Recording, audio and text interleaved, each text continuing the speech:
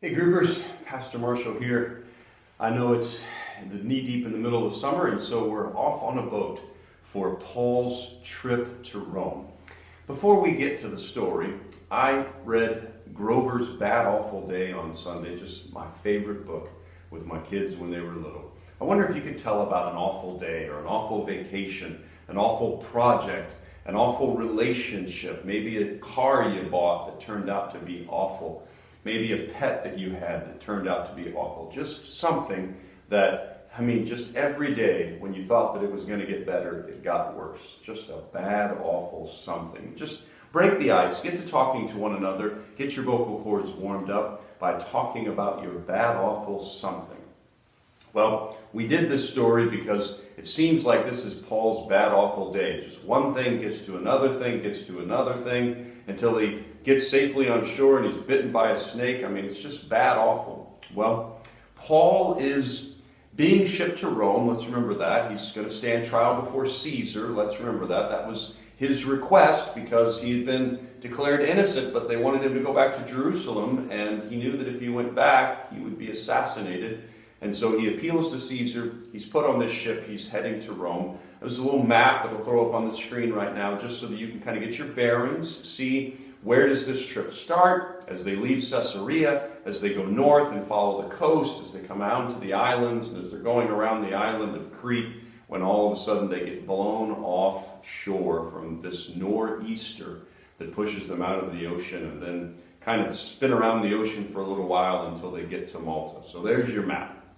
Well, it says in verse 18 that they threw cargo overboard. Now remember that this was how they made money. This was their livelihood. All of this cargo they had to deliver in order to get paid. Then it says in verse 19 that they threw their tackle overboard. Now remember, that's their future money. If they don't have their tackle, they're not going to be a good ship. They're not going to be able to make money in the future. And then it says in verse 20, after seeing no sun, no stars for many days, it says that we all gave up hope. Luke says we. And I think that means that Luke is including himself in this group that is giving up hope, as well as Aristarchus. He's the other guy that's the Christian that was traveling with Paul and Luke. But I don't think that Paul has given up hope. I think that Paul knew that he was going to go to Rome. He knew that he was going to see Caesar. Back in Acts chapter 23, verse 11, Jesus appeared to him and told him so. So here's my questions. Have you ever been in a group that became negative? Remember the story of 12 spies went down to Canaan, 10 were bad and 2 were good? You remember that story? Have you ever been in a group where the group became negative? Talk about that for a second. And then why? Why do you think it is easier for groups to become negative, for groups to give up, than it is for groups to be positive? Why is it easier for negativity to rule instead of positivity to rule? That's some of what we see in this story. It's like Paul versus everybody else.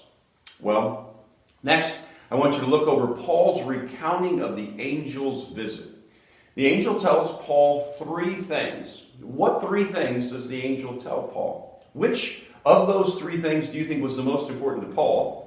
And which of those 3 things do you think was the most important to Paul's audience? He's going to tell this story. In fact, he is telling it. He's recounting it. What do you think they hear that's the most important thing to them?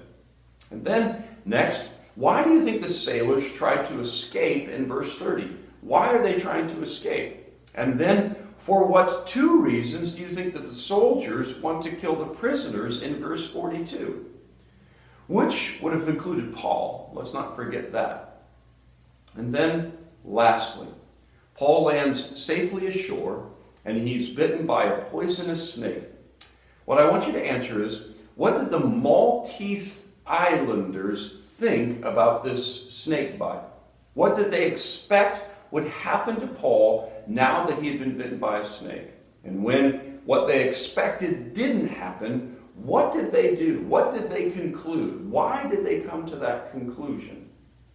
Well, it's a fun story, Paul's shipwreck. What is the favorite thing in this story for me? I love that Paul does not break under pressure. I love that he is cool under pressure.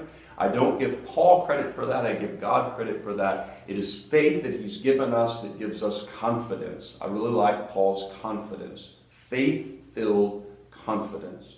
What do I not like? I'm not real fond of these chicken sailors. I mean, what happened to going down with your ship? And here they are going to push this lifeboat away, faking everybody out that they were going out to drop an anchor. Not really fond of these guys. Application, just remember, commitments that we're making in response to this Bible passage. How is God calling you to be salt and light? How is God calling you to be an influence in someone else's bad, awful day? How is God calling you to intervene in someone's bad story that you can be positive? We live in a world that is full of negativity. Negativity reigns. But in the church, we have love and joy and peace and patience and kindness and goodness and gentleness and faithfulness, self-joy. All these positive things the Holy Spirit's going to give to us. How can we be salt and light? How are you going to be salt and light in the world? Positive. Well, I'm positive we only have one more week in the book of Acts. I'll see you next Sunday as we finish this great book. God bless.